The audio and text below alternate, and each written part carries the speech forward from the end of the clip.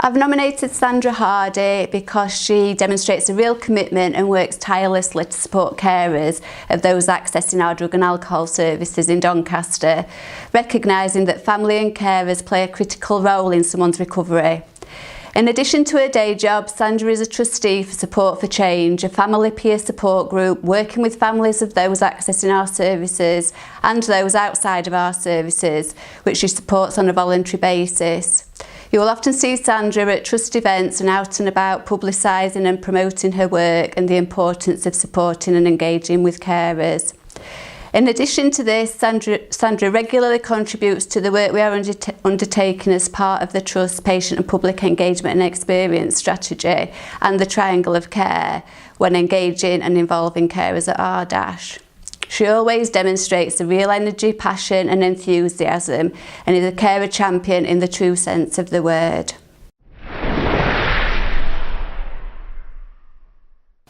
I've nominated Hawthorne and Hazel wards in relation to their achievements around carer support and engagement.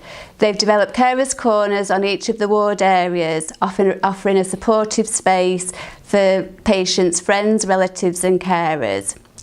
They've also worked with the engagement team in relation to Triangle of Care and developing the role of carer champions on their wards. It's really apparent that both teams on these wards really appreciate the importance of carers and demonstrate a real commitment and enthusiasm in terms of supporting, engaging and involving the friends, relatives and carers of those accessing our services.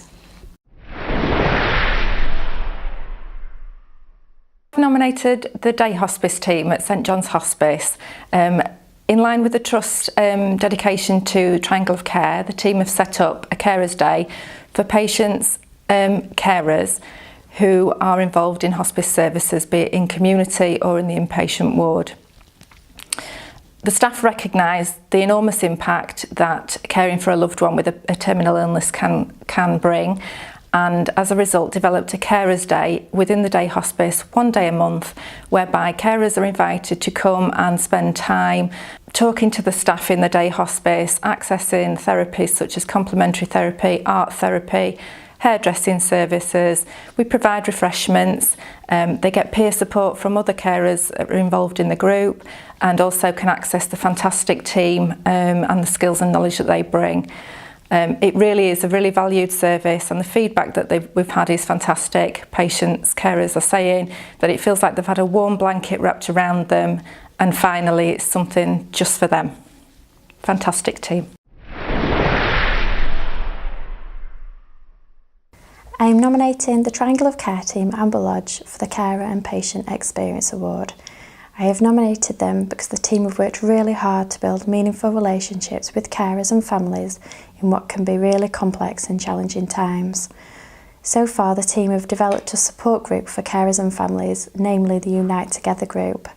They have held their first family and carer event, which went really well, and they have developed a quarterly newsletter that is sent to families and carers detailing progress of the ward, which aims to keep people feeling included. The continuing hard work that Amber Lodge have done really deserves to be recognised.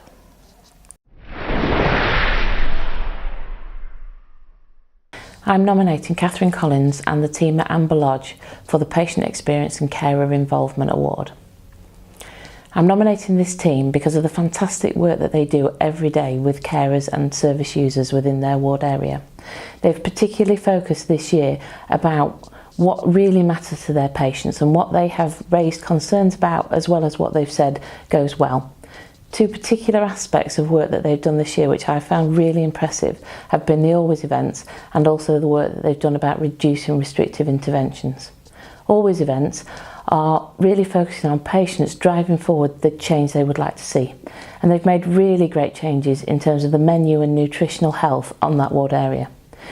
When we're looking at the carer involvement and also the user involvement concerning restrictive interventions, they've designed a buddy programme where inpatients teach other patients about restrictions that are on the ward area, and they also affect the restrictions that are put in place.